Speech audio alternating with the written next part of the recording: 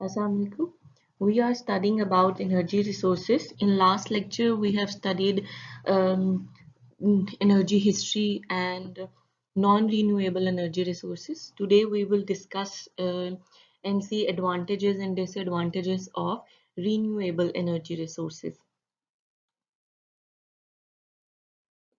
सो हम जानते हैं कि रिन्यूएबल एनर्जी रिसोर्सेज ऐसे रिसोर्सेज हैं जो कि वक्त के साथ आपके पास दोबारा रीन्यू हो सकते हैं जो कि ख़त्म नहीं होंगे अगर उन्हें हम एफिशिएंटली यूज़ करेंगे. These resources found in nature and that are self regenerating, which includes sunlight, wind, geothermal heat, waves, tides, and biomass. We will discuss these one by one. These resources are normally used to produce clean energy. इस वजह से भी इनको focus करें क्योंकि ये pollution free हैं और फॉसिल फ्यूल से कदरे कम बहुत कम ये मिकदार में पोल्यूटेंट जो है वो एनवायरनमेंट में रिलीज करते हैं. This production does not lead to climate change and does not involve emission of pollutants. इसीलिए क्योंकि ये pollutants emit नहीं करते और कोई क्लाइमेट चेंज का सबब नहीं बनते इसलिए इसे क्लीन एनर्जी या ग्रीन एनर्जी भी कहते हैं. But why importance of renewable energy is growing because हमारे जो चेंजेस हो रहे हैं क्लाइमेट चेंज हमारा जो क्लाइमेट चेंज हो रहा है हमें उसको रोकने की ज़रूरत है और अगर हम फॉसिल फ्यूल्स को कंटिन्यू हम यूज़ करते रहेंगे उसका एफिशिएंटली उन्हें यूज़ नहीं करेंगे अपनी एनर्जी रिसोर्सेज को तो ये क्लाइमेट डैमेज होता रहेगा. तो हमें अपने क्लाइमेट को डैमेज होने से रोकने के लिए इस तरह के रीन्यूएबल एनर्जी रिसोर्सेज को यूज़ करने की ज़रूरत है जिसकी वजह से इनकी इम्पोर्टेंस में इजाफा हो रहा है. और हमारा जो हम एक नॉन रीन्यूएबल रिसोर्स पर डिपेंड कर रहे हैं वो है ऑयल और उसकी अब आहिस्ता आहिस्ता उसकी ऑयल में प्राइसेस में इजाफा हो रहा है जिसकी वजह से भी रीन्यूएबल एनर्जी रिसोर्सेज की तरफ लोग जो हैं अब ध्यान कर रहे हैं और इनकी इम्पोर्टेंस जो है वो इंक्रीज कर रही है. Because of the unreliability of non-renewable resources, for example, depletion of oil wells. जिस तरह हमने लास्ट लेक्चर में भी देखा था कि ये जितने भी फॉसिल फ्यूल्स हैं जितने भी रिसोर्सेज हैं क्योंकि वो पिछले इतने सालों से कंटिन्यूसली यूज होते जा रहे हैं तो अब नेक्स्ट जो कुछ आने वाले कुछ साल हैं उनमें वो डिप्लीट हो जाएंगे या ख़त्म हो जाएंगे और हमें उनका सब्सटीट्यूट तलाश करने की उनका ऑल्टरनेटिव तलाश करने की ज़रूरत है. वो जो ऑल्टरनेटिव हैं वो रीन्यूएबल एनर्जी रिसोर्सेज हो सकते हैं जिसकी वजह से इनकी इम्पोर्टेंस में इजाफा हो रहा है. In view of all these and other factors, government worldwide support renewable with various incentives. अब nowadays जो different countries के different governments हैं वो renewable energy resources में different subsidies भी दे रही हैं और worldwide जो है renewable energy अब grow कर रही है. Thus, in turn, encourages entrepreneur to make large scale investment. क्योंकि अगर गवर्नमेंट भी सपोर्ट करेगी तो जो एंटरप्रेन्योर होंगे जो बिजनेस करने वाले हैं जो बिजनेसमैन हैं वो इसकी तरफ उनकी तवज्जो होगी और वो इसको यूज करने की तरफ इस रिसोर्स को यूज करने के लिए कोशिश करेंगे. So here are 5 types of renewable energy. First is solar energy, second is wind energy, next is hydropower, biofuel and geothermal energy. Firstly, we will study what is solar energy. Solar energy ऐसी energy है जो कि हम जो अर्थ सूरज है उसके through हम energy generate करते हैं. सोलर रेडिएशन जो कि हमारी अर्थ तक पहुंचती हैं हम उसकी रेस को हम कन्वर्ट करते हैं इलेक्ट्रिसिटी में और हम वी कैन हीट बिल्डिंग्स हम अपनी बिल्डिंग्स को हीट कर सकते हैं विद सोलर एनर्जी. हम इसको यूज़ कर सकते हैं इलेक्ट्रिसिटी प्रोवाइड करने के लिए इलेक्ट्रिसिटी प्रोड्यूस करने के लिए और ये सब जो यूजेज हैं ये हमारे जो एनर्जी रिक्वायरमेंट्स हैं उनको पूरा करेंगे और हम सोलर एनर्जी के थ्रू अपनी हीट एंड इलेक्ट्रिसिटी की डिमांड अपनी एनर्जी डिमांड्स को पूरा कर सकते हैं. बेसिकली सोलर एनर्जी को हम इलेक्ट्रिकल एनर्जी में या हीट एनर्जी में ट्रांसफर करने के 2 मेथड्स हैं. First is PV method or photovoltaic method. The application of solar energy to convert sunlight. अगर आप directly sunlight को electricity में convert कर रहे हैं तो वो PV method है. PV method में आपके पास एक मॉड्यूल या एक पैनल मौजूद होता है और वो पैनल उस पैनल की मदद से वो सोलर एनर्जी को स्टोर करेगा और वो इलेक्ट्रिसिटी में कन्वर्ट कर देगा. वो जो एक इंस्टॉलेशन ऑफ पैनल है उसे हम एक PV अरे बोलेंगे, जो अक्सर हमारे घरों में भी पैनल जो हैं सोलर पैनल मौजूद होते हैं. अक्सर घरों की छतों पर आपको लगे हुए नजर आएंगे. Solar cells are often made of slices of semiconductor material such as silicon crystal. जो PV पैनल बने हुए होते हैं वो सिलिकॉन हमारे पास जो मेटल है उससे बने हुए होते हैं. नेक्स्ट मेथड है सोलर एनर्जी को हीट में कन्वर्ट करता है ये मेथड, जो कि है सोलर थर्मल एनर्जी. ये जो टेक्नोलॉजी है ये सोलर एनर्जी को थर्मल एनर्जी में यानी हीट में चेंज करती है. फोटोवोल्टाइक या पीवी जो मेथड है वो आपके पास सोलर एनर्जी को इलेक्ट्रिसिटी में चेंज करता है, जबकि सोलर थर्मल एनर्जी में सोलर एनर्जी को हीट में कन्वर्ट किया जाता है. और इसके डिफरेंट आपके पास कलेक्टर्स हैं, मीडियम भी हो सकते हैं, लो भी हो सकते हैं और हाई टेम्परेचर भी हो सकते हैं. जिस टाइप की आपको हीट रिक्वायरमेंट है, अगर आपको लो रिक्वायरमेंट है तो आप लो थर्मल कलेक्टर यूज कर सकते हैं, मीडियम और हाई यूज कर सकते हैं. तो ये जो टेक्निक कहलाएगी वो कंसंट्रेटेड सोलर पावर कहलाएगी, जिसमें आप बहुत सारे सोलर पावर्स को एक साथ इंस्टॉल करेंगे और जब वो एक साथ बहुत सारे सोलर पावर इंस्टॉल हो जाते हैं तो उन्हें कंसंट्रेटेड सोलर पावर सिस्टम बोलते हैं. ये पिक्चर जो है ये पीवी पैनल, जो एक आप पीवी पैनल आप इंस्टॉल करते हैं अपने घरों में भी, आम अपनी शॉप्स में भी शॉपकीपर्स जो हैं उनको यूज करते हैं अपने डिफरेंट इलेक्ट्रिसिटी रिक्वायरमेंट्स को फुलफिल करने के लिए. नेक्स्ट ये मेथड है कंसंट्रेटेड सोलर पावर, जिसमें बहुत सारे एक जगह पर आपके पास सोलर पैनल्स जो हैं उनको इंस्टॉल किया जाता है और एक बड़े पैमाने पर हीट या एनर्जी जो है वो जनरेट कराई जा सकती है. नेक्स्ट हम इसके एडवांटेजेस एंड डिसएडवांटेजेस देखेंगे. इससे सिर्फ हमें इन एडवांटेजेस या डिसएडवांटेजेस को पढ़ने का मकसद ये है कि हमें जो हमारे non renewable and renewable energy resources हैं हमें उन्हें उसमें थोड़ा डिफरेंस पता चलेगा कि दोनों में से किसके क्या हमारे पास फायदे हैं और किसके क्या नुकसान है, और हम उन्हें कंपेयर कर सकते हैं कि किस चीज़ के एडवांटेजेस ज़्यादा हैं तो हमें उन्हें प्रेफर करना चाहिए, और क्या चीज़ें हैं कि उसके डिसएडवांटेजेस कम हैं तो उस चीज़ को हम उन्हें डिसएडवांटेज को मज़ीद कम कर सकते हैं या उनको बेहतर बना सकते हैं. हाई नेट एनर्जी यील्ड है इसमें. क्लाउडी डेज में ये वर्क इस तरह कर सकता है, अगर आप बैटरीज आप के थ्रू आप एनर्जी स्टोर कर लेंगे तो ये क्लाउडी डेज में भी सोलर पावर वर्क कर सकते हैं. इंस्टॉलेशन इनकी क्विक है, एक बहुत लंबा प्रोसेस नहीं होगा. इजीली आप उन्हें एक्सपैंड कर सकते हैं, यानी अगर आप 2 से 3 4 5 आप उन्हें उनकी मिकदार उनकी क्वांटिटी पैनल्स की उसमें इजाफा कर सकते हैं और इजीली उन्हें मूव कर सकते हैं. कोई CO2 इमिशन नहीं होगी, जिसकी वजह से हम इस रिसोर्स को कहते हैं कि ये ग्रीन रिसोर्स है या क्लीन एनर्जी रिसोर्स है, क्योंकि ये किसी तरह की कोई CO2 इमिशन नहीं कर रहा. लो इन्वायरमेंटल इम्पैक्ट है, और अगर कोई इन्वायरमेंट से रिलेटेड कोई इम्पैक्ट है भी तो वो बहुत ज्यादा माइनर क्वांटिटी में होगा. और इसका जो इसकी तरफ जो अब फोकस आ रहा है वो लास्ट 20 to 40 ईयर्स में इसकी तरफ आया है, लेकिन अभी भी ये जितना हम इसको हार्नेस कर सकते हैं, जितने हम इससे एडवांटेजेस अचीव कर सकते हैं, अभी उतना इसको यूटिलाइज नहीं किया गया. लो लैंड यूज है, यानी आपको इतनी ज्यादा लैंड रिक्वायरमेंट नहीं होगी इसके लिए.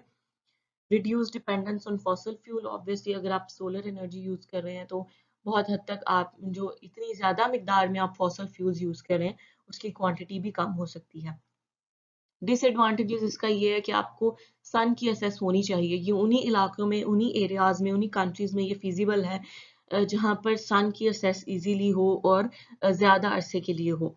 लो एफिशिएंसी हो सकते हैं कई जगहों पर जहां पर अगर इंस्टॉलेशन अच्छी नहीं, उनकी डायरेक्शन का ध्यान नहीं रखा गया या इंस्टॉल करते हुए सन की असेस को सही तरह जज नहीं किया गया कि सन अच्छी तरह वहां पर उसकी एनर्जी पहुंच सकती है, उसकी रेज वो उनको ले सकता है या नहीं, तो ये एफिशिएंटली इनकी डिस्टर्ब हो सकती है.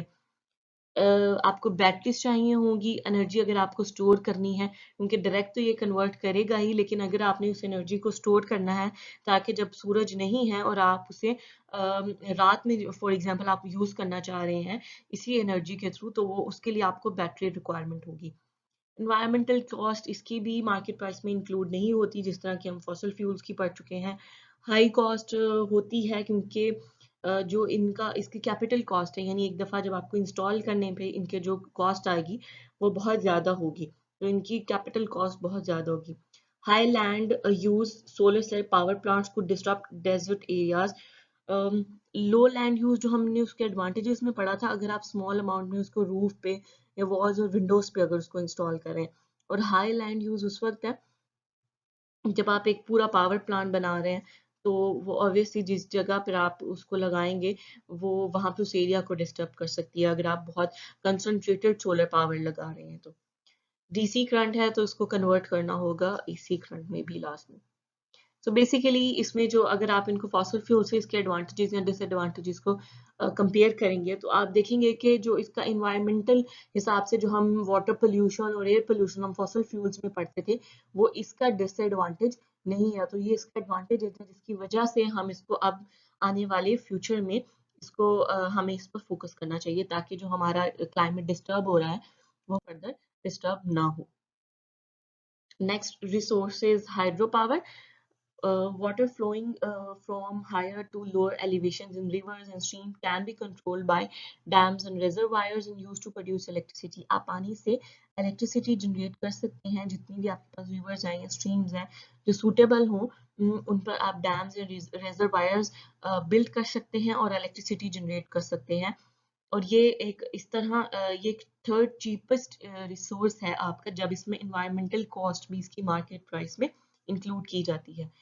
ये बहुत ही अच्छा एक रिसोर्स है क्योंकि चीपेस्ट भी है, इन्वायरमेंटली भी सेफ होगा और इकोनॉमिकली भी ये एक अच्छा रिसोर्स हो सकता है।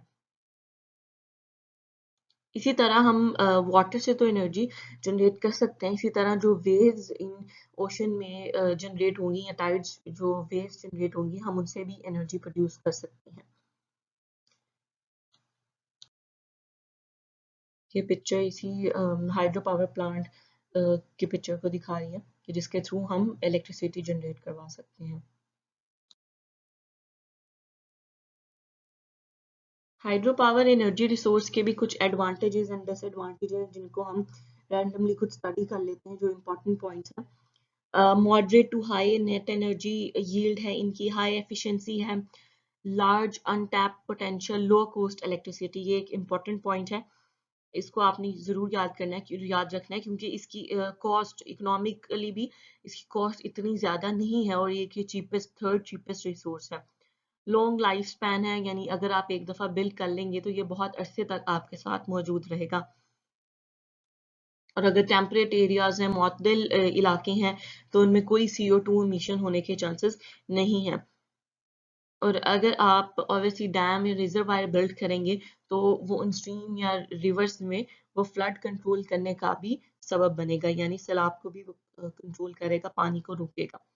और ये क्योंकि उसको पानी को स्टोरेज रिजर्वायर में पानी स्टोर होगा, तो ज़रूरत के वक्त ये आपकी क्रॉप्स को इरिगेशन के लिए भी यूज हो सकता है। रिक्रिएशनल एक्टिविटीज के लिए भी ये और फिशिंग के लिए भी रिजर्वायर जो है वो यूज किया जा सकता है।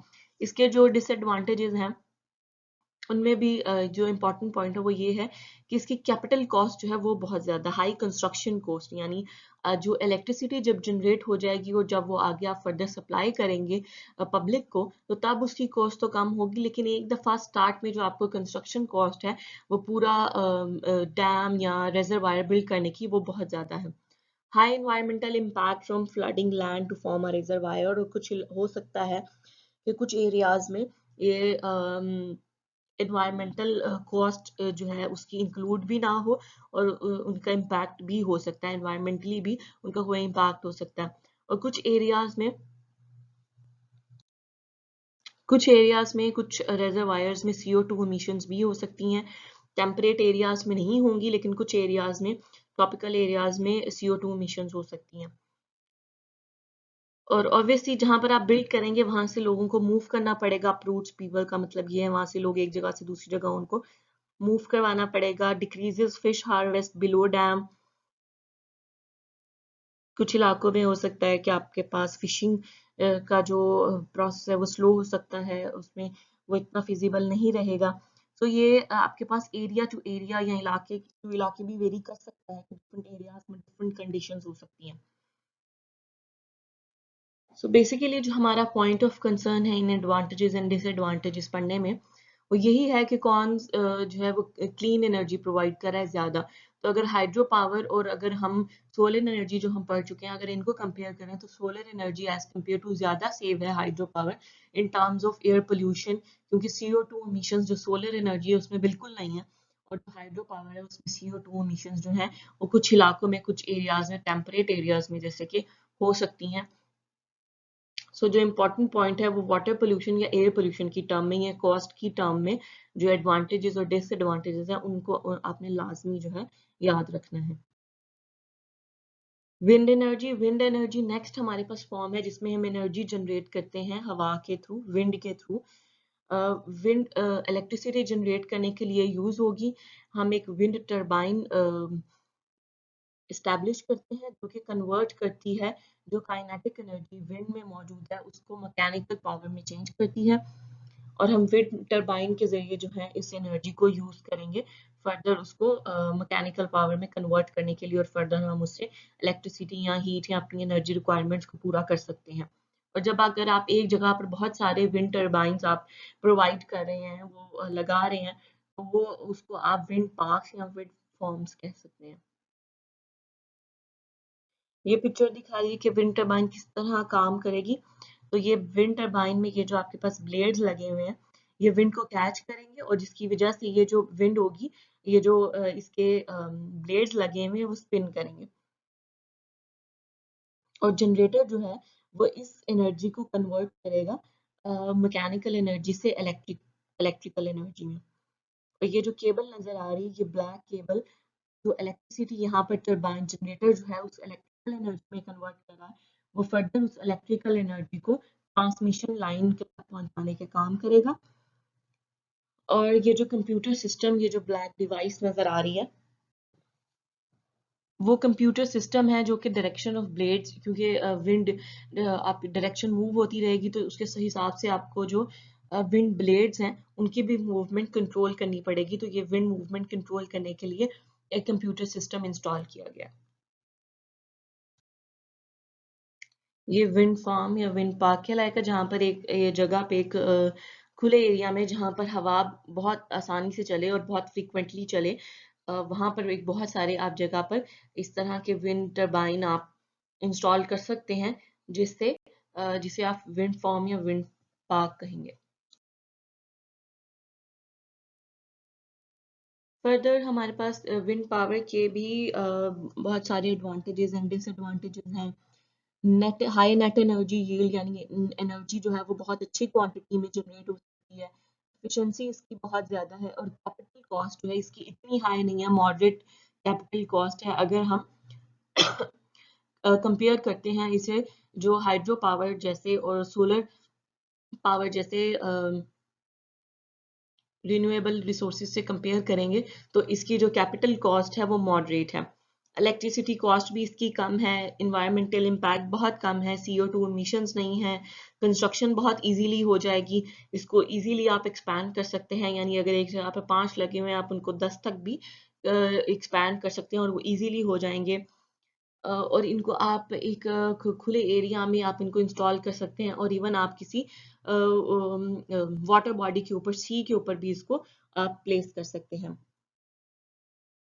और अगर जो लैंड अगर आप लैंड पे उनको विंड फार्म बनाते हैं तो उस लैंड पे अगर वो ग्रीन एरिया है तो वहां पर आप रेगुलरली अगर कोई क्रॉप या कोई भी इस तरह की चीज उगाना चाह रहे हैं तो वो ग्रो करने के लिए भी यूज हो सकती है, यानी वो लैंड जो है वो ग्रीन एरिया भी बन सकता है, वो उसके हिसाब से वो जाया नहीं होगा।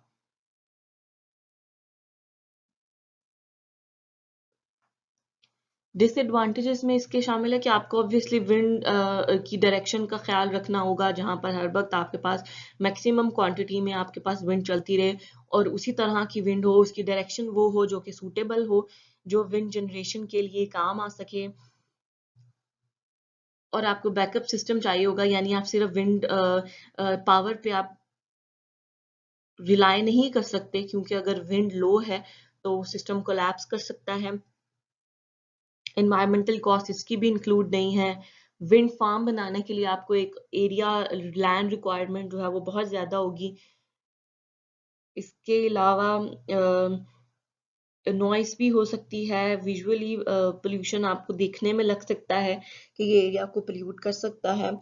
और आपको ये नॉइस पोल्यूशन क्रिएट कर सकता है उन एरियाज के लिए, अगर आपने कहीं पर ऐसी जगह पर ये विंड फार्म बनाया है जहां पर पॉपुलेशन बहुत ज्यादा है, तो ये वहाँ के लोगों को नॉइस पोल्यूशन के लिहाज से उन्हें डिस्टर्ब कर सकता है। और वहां पर जो बर्ड्स या कोई भी इस तरह के परिंदे जो वहां पर रह रहे हैं, वहां पर विंड फार्म बनने की वजह से उनकी जो एक्टिविटीज हैं उन्हें भी डिस्टर्ब कर सकता है। Next form of renewable energy is biomass. Biomass जो है वो हमारे पास प्लांट मटेरियल और एनिमल वेस्ट मटेरियल से, जब हम उन्हें जलाएंगे तो हम सॉलिड फ्यूल या गैस की फॉर्म में या लिक्विड की फॉर्म में हम डिफरेंट एनर्जी रिसोर्स हम ऑब्टेन कर सकते हैं, जिससे फिर हम अपनी एनर्जी रिक्वायरमेंट्स पूरी कर सकते हैं।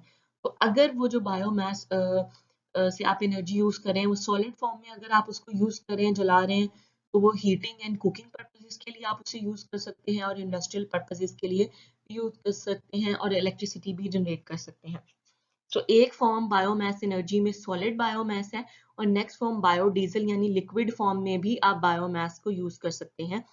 प्लांट्स एंड एनिमल से आप लिक्विड फॉर्म में जो बायोफ्यूल हासिल करेंगे, उसको उसके आप केमिकली उसको प्रोसेस करेंगे और उससे भी आप एनर्जी रिक्वायरमेंट पूरी कर सकते हैं। वो आप एनर्जी किससे एक्सट्रैक्ट कर सकते हैं, वो आप डिफरेंट जो प्लांट्स हैं, सनफ्लावर, सोए, मेज, पाम फ्रूट, इस तरह के और डिफरेंट एनिमल्स जो हैं वो डिफरेंट प्रोसेसेस से गुजरेंगे, तो उनसे आप जो है अपना बायोफ्यूल एक्सट्रैक्ट कर सकते हैं और फिर फर्दर उन बायोफ्यूल्स को व्हीकल्स में भी यूज कर सकते हैं और डिफरेंट इंडस्ट्री में मशीनरी को रन करने के लिए भी यूज कर सकते हैं। और कई दफा जो आप खाने के लिए एडिबल वेजिटेबल ऑयल से मुराद है, जो आप खाने पकाने में आप वेजिटेबल ऑयल यूज करते हैं, तो वो यूज होने के बाद आप उसको भी बायोडीजल में कन्वर्ट कर सकते हैं और फर्दर वो डीजल जो है वो व्हीकल फ्यूल के तौर पर या इंडस्ट्रियल फ्यूल के तौर पर भी वर्क कर सकता है। नेक्स्ट जो form of energy gas form में है, आपके पास बायोमास से आप एनर्जी आप अचीव कर सकते हैं, यानी आप ऑर्गेनिक मैटर जो है आप उसकी break down in the absence of oxygen करवाएंगे, जिससे गैस प्रोड्यूस होगी और उस गैस को आप इलेक्ट्रिसिटी, हीटिंग पर्पसेस के लिए यूज कर सकते हैं। तो ये जो बायो ऑर्गेनिक मैटर जिसकी आप ब्रेक डाउन करवाएंगे इन द एब्सेंस ऑफ ऑक्सीजन, वो वेस्ट वाटर हो सकता है जो कि आपके हाउस होल्ड घरों से आपके रिलीज हो सकता है, इंडस्ट्रियल वेस्ट हो सकता है, कोई भी एनिमल वेस्ट हो सकता है, मेन्योर हो सकता है जो कि आप रिलीज करते हैं, और ग्रीन वेस्ट यानी जो आपका किचन वेस्ट है वो भी हो सकता है। तो ये ऑर्गेनिक वेस्ट होगा जिसकी आप बायोडिग्रेडेशन करवाएंगे इन द एब्सेंस ऑफ ऑक्सीजन, और उससे गैस प्रोड्यूस होगी जिसमें ज्यादातर मीथेन गैस प्रेजेंट होती है, और उसको फर्दर आप यूज कर सकते हैं हीट और इलेक्ट्रिसिटी जनरेट करने के लिए, और vehicle as a fuel for vehicle भी यूज कर सकते हैं। ये डिफरेंट बायोमास रिसोर्सेज हैं कि बायोमास आप किस तरह किन रिसोर्सेज से आप ऑब्टेन कर सकते हैं। जो एग्रीकल्चर क्रॉप्स या रेजिड्यूज होंगे वो भी आपके पास बायोमास में इंक्लूड हैं। फॉरेस्ट क्रॉप्स एंड रेजिड्यूज भी बायोमास में, यानी जो वेस्ट किसी भी तरह का जो प्लांट से रिलेटेड जो वेस्ट है वो आपके पास बायोमास में आएगा। इंडस्ट्रियल रेजिड्यूज, जो वेस्ट वाटर इंडस्ट्री का होगा वो भी बायोमास रिसोर्स है। एनिमल वेस्ट और एनिमल रेजिड्यूज भी बायोमास रिसोर्स है। म्यूनिसिपल सॉलिड वेस्ट जो कि हमारे घरों से सॉलिड वेस्ट जनरेट होगा, और जो हमारे घरों से waste water, household waste water generate होता है जिसे हम सिवेज भी बोलते हैं, वो भी बायोमास का रिसोर्स है। तो ये सारे रिसोर्सेज जो हैं हम इसे तीन फॉर्म में, इनसे लिक्विड फॉर्म में, सॉलिड फॉर्म में और गैस फॉर्म में, डिफरेंट डिफरेंट फॉर्म्स में हम एनर्जी जनरेट कर सकते हैं। और इन्हें यूज कर सकते हैं।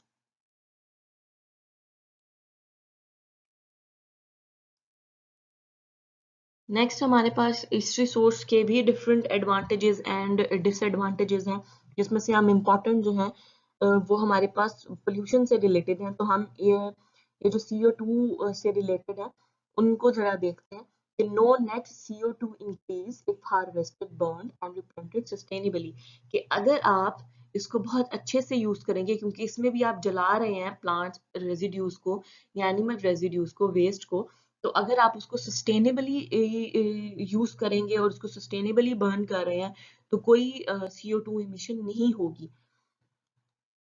और अगर आप अनसस्टेनेबली यूज करेंगे तो वो CO2 इमिशन बहुत ज्यादा होंगी और वो एक इसका डिसएडवांटेज साबित हो सकता है। कॉस्ट जो है इसकी मॉडरेट है, ये इसका डिसएडवांटेज है, इसका एडवांटेज है सॉरी। लेकिन इसकी इन्वायरमेंटल कॉस्ट, अगर ये कोई डिग्रेडेशन कोई इन्वायरमेंट को नुकसान पहुंचाते भी हैं तो उसकी कॉस्ट जो है वो प्राइस में इंक्लूड नहीं होती।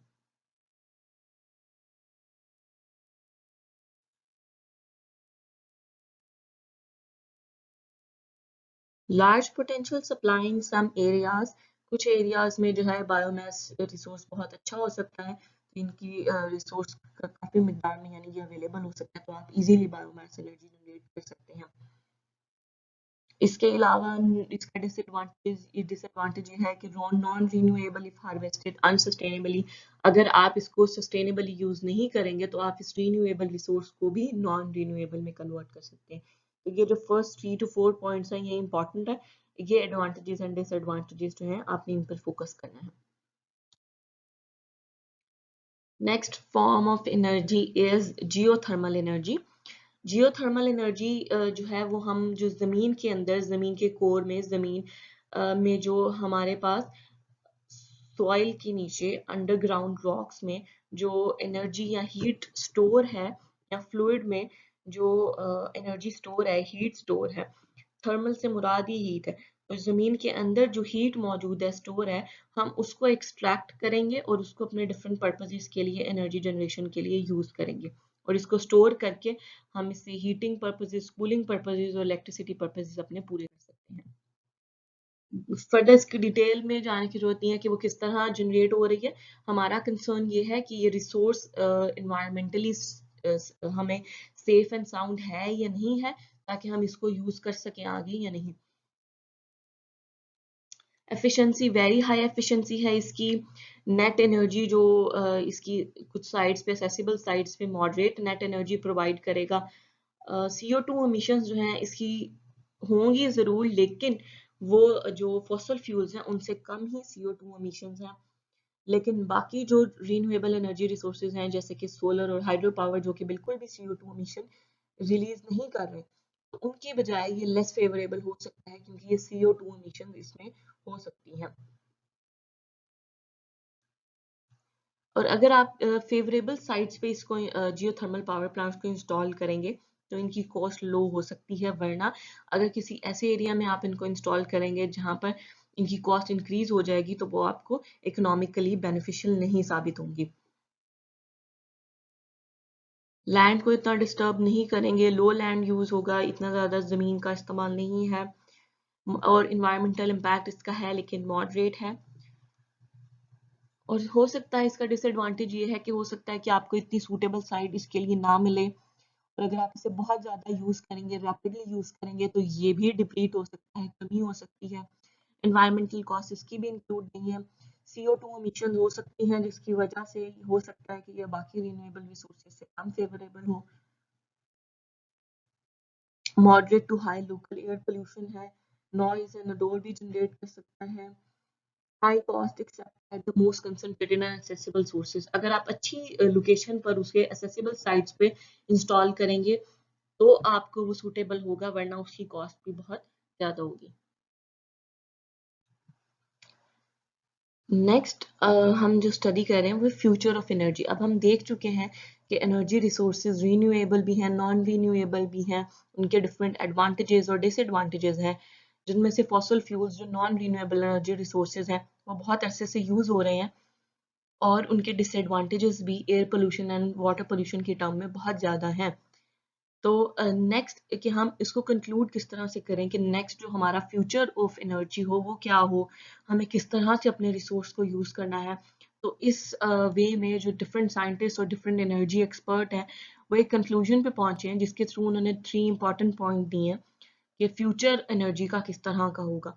तो फर्स्टली उन्होंने प्रिडिक्ट किया है कि आपके पास हो सकता है कि सिर्फ एक रिसोर्स को, जैसे अगर हम फॉसल फ्यूल को यूज कर रहे हैं तो हो सकता है कि फ्यूचर में हमारे पास सिर्फ एक ही रिसोर्स बहुत ज्यादा क्वांटिटी में रैपिडली यूज नहीं होगा, बल्कि एक स्मॉलर लेवल पे डिसेंट्रलाइज सिस्टम्स होंगे। डिसेंट्रलाइज सिस्टम ये होता है जिसमें आपके पास यानी कुछ एनर्जी डिमांड्स आप एक रिसोर्स से पूरी कर रहे हैं, कुछ एनर्जी डिमांड्स आप एक रिसोर्स से पूरी कर रहे हैं, तो ये स्मॉलर स्केल पर डिफरेंट लेवल्स पे डिफरेंट रिसोर्सेज से आप अपनी एनर्जी रिक्वायरमेंट्स पूरी करेंगे ताकि आपके पास किसी एक रिसोर्स के ऊपर बर्डन ना पड़े।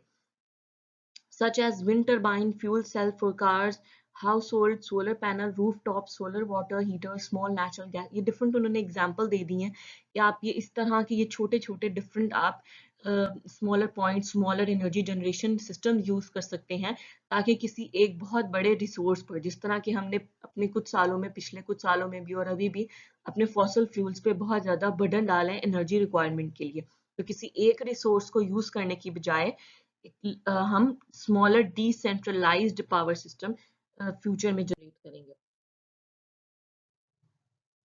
ये पिक्चर डिसेंट्रलाइज्ड पावर सिस्टम को एक्सप्लेन कर रही है कि आपके पास बायो एनर्जी के पावर प्लांट के थ्रू भी एनर्जी जनरेट हो रही है, इलेक्ट्रिसिटी जनरेट हो रही है, wind farm, solar cell, fuel cells के थ्रू भी हो रही है।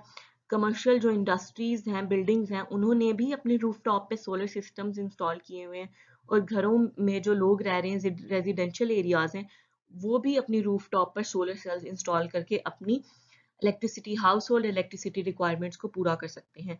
और इंडस्ट्रीज जो हैं वो भी जो हैं ये अपनी ट्रांसमिशन और इलेक्ट्रिसिटी को रिक्वायरमेंट्स को फुलफिल करने के लिए कोई एनर्जी रिसोर्स यूज कर सकती हैं।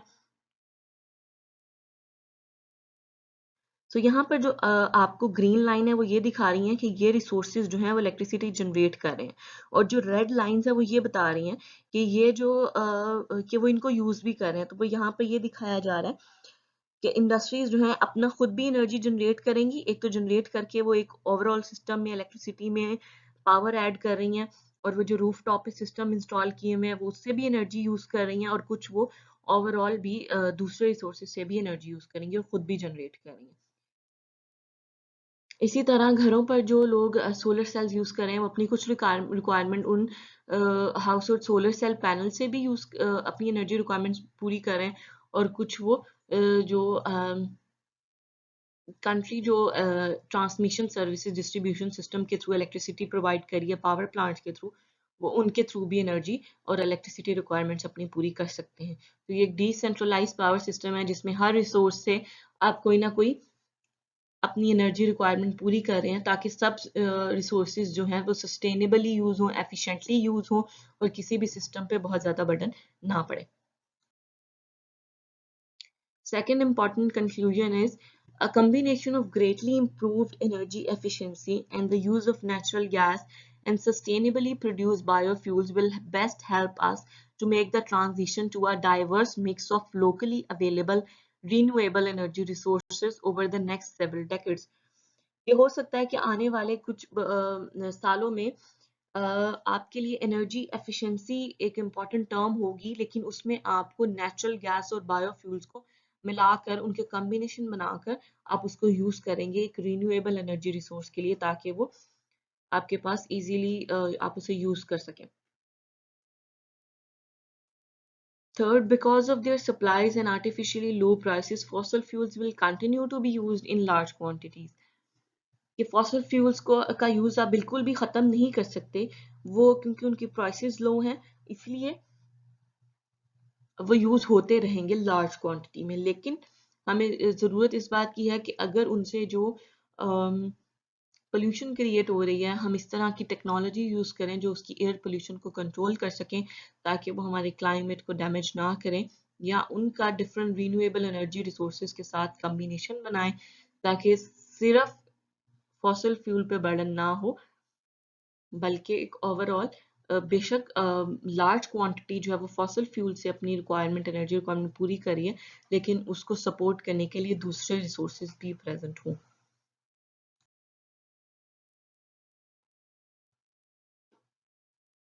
नेक्स्ट स्लाइड इज कि आप अपने एनर्जी को सस्टेनेबली किस तरह यूज कर सकते हैं, एनर्जी को एफिशिएंट किस तरह बना सकते हैं। उसके लिए इम्प्रूव एनर्जी एफिशिएंसी के लिए आपको increase fuel efficiency standards for vehicle, buildings and appliances, यानी जिस तरह जो भी आप अप्लायंसेस या व्हीकल्स यूज कर रहे हैं उनके स्टैंडर्ड फ्यूल एफिशिएंसी की आप बहुत अच्छे बनाएं। इस तरह की व्हीकल्स आप नेक्स्ट बननी चाहिए जो कि फ्यूल एफिशिएंट हो और वो एयर पोल्यूशन कॉज ना करें। Mandatory government purchase of efficient vehicles and other devices, government इस तरह की चीज़ें खरीदे बाहर के ममालिक से जो कि एफिशिएंट हो, एनर्जी एफिशिएंट हो, फ्यूल एफिशिएंट हो। और इसके अलावा जो लोग एफिशिएंट एनर्जी एफिशिएंट कार्स या अप्लायंसेस यूज कर रहे हैं उनको इस तरह की फायदे दिए जाएं कि उन्हें टैक्स में छूट होगी ताकि लोग इस तरह की चीजें यूज करें, उनको इस चीज में फायदा दिया जाए। Offer large tax credit for investment in energy efficiency, जो energy efficient appliances and vehicles use करेंगे, ये वही पॉइंट है कि उन्हें टैक्स में छूट दी जाए। Reward utilities for reducing demand for electricity, और अगर कोई आपके पास कोई कमर्शियल एरिया है, कोई इंडस्ट्री है, वो अपनी एनर्जी डिमांड को, अपनी इलेक्ट्रिसिटी रिक्वायरमेंट को कम करता है, तो उस केस में गवर्नमेंट को चाहिए कि उन्हें रिवॉर्ड करे ताकि वो अपनी एफिशिएंटली यूज करें इलेक्ट्रिसिटी को, बेदरे खुले में उसका इस्तेमाल ना करें बल्कि एफिशिएंट यूज करें। और energy efficiency research and development को बढ़ाने की जरूरत है। नेक्स्ट हमें सस्टेनेबल फ्यूचर के लिए हमें रिन्यूएबल एनर्जी को ज़्यादा क्वांटिटी में, ज़्यादा मिकदार में हमें यूज़ करना है। तो greatly increase use of renewable energy, subsidies provide करनी चाहिए, टैक्स छूट प्रोवाइड करनी चाहिए लोगों को जो रिन्यूएबल एनर्जी यूज़ कर रहे हैं, उन्हें कम प्राइसेस में एनर्जी कॉस्ट जो है वो प्रोवाइड करनी चाहिए ताकि वो इजीली इन रिसोर्सेज को यूज़ कर सकें। और इसी तरह रिन्यूएबल एनर्जी की रिसर्च और डेवलपमेंट पे भी काम होना चाहिए ताकि फर्दर जो है हम इसको बहुत अच्छी तरह एफिशिएंटली और सस्टेनेबली यूज़ कर सकें। फर्दर सस्टेनेबल फ्यूचर के लिए इंपॉर्टेंट पॉइंट ये है कि आप जो रिसोर्सेज यूज़ कर रहे हैं उनके, वो जो अगर पोल्यूशन जनरेट कर रहे हैं या कोई हेल्थ रिस्क वो क्रिएट कर रहे हैं तो उनको कम से कम किया जाए, उसे रिड्यूस किया जाए। तो आपको कोल की जो एमिशंस हैं उसको एक तो कम करने की ज़रूरत है और उसका यूज़ भी 50% कम करने की ज़रूरत है कि अभी आप जितना कोल, जितनी परसेंटेज में यूज़ कर रहे हैं उसका 50% उसका यूज़ हमें कम करने की ज़रूरत है। और जो सब्सिडीज और जो गवर्नमेंट प्रोवाइड करती है कोल पावर प्लांट्स को, उनको भी ख़त्म करने की ज़रूरत है। कोई उनको टैक्स में कमी नहीं देनी चाहिए कोल एंड ऑयल यूज़ करने वालों को। और इसी तरह जो न्यूक्लियर पावर है वो भी एक नॉन रिन्यूएबल एनर्जी रिसोर्स है, तो उस पर भी कोई इस तरह की सब्सिडीज प्रोवाइड करने की या टैक्स क्रेडिट प्रोवाइड करने की ज़रूरत नहीं है। तो ये सब चीज़ें जो हैं, इम्प्रूव एनर्जी एफिशिएंसी, मोर रिन्यूएबल एनर्जी और reduce pollution and health risk, ये तीनों पॉइंट्स जो हैं हमारे सस्टेनेबल एनर्जी फ्यूचर के लिए बहुत ज़रूरी हैं ताकि हम एफिशिएंटली अपनी एनर्जी को यूज़ करें और सस्टेनेबल एनर्जी फ्यूचर हो हमारा। Thank you very much.